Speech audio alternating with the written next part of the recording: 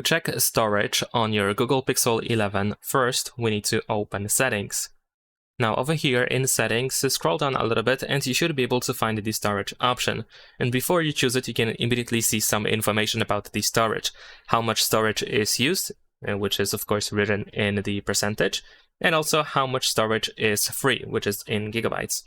You can of course tap on the storage option in order to find more details about the storage on your phone, so you can clearly see how many gigabytes are used and the total amount of gigabytes that your phone has.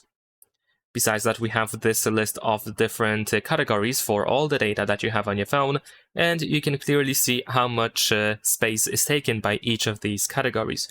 You can of course tap on these categories in order to find all data related to that category. So if you tap on videos, you will open all your videos that you have on your phone. If you go to apps, you should be able to open the apps list, and so on and so forth.